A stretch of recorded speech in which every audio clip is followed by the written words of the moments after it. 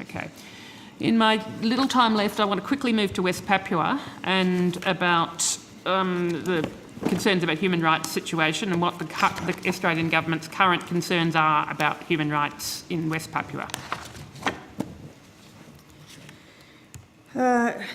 So, of course, the Australian government takes human rights matters in Indonesia very seriously. Our embassy in Jakarta closely monitors developments in the Papua provinces, including through regular visits.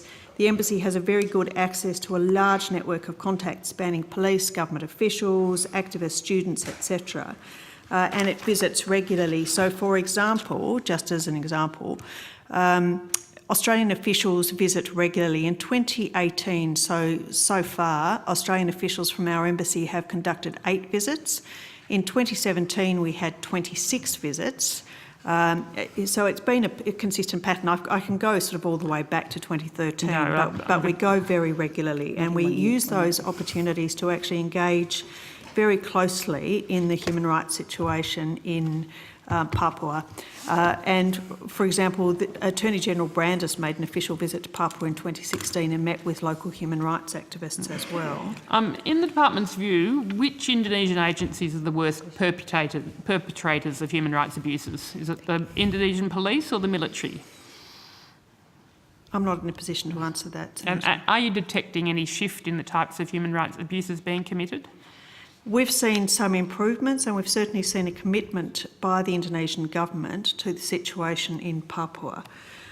So, for example, President Widodo has visited Papua on a number of occasions since becoming president.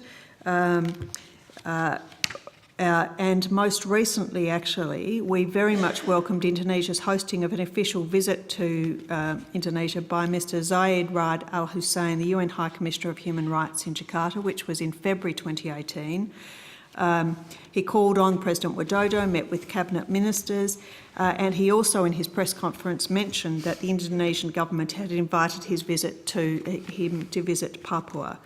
So there is an ongoing commitment by the Indonesian government to addressing concerns in Papua. But you acknowledge there is ongoing oppression and ongoing human rights abuses. It is still ongoing despite that. Notice. It being just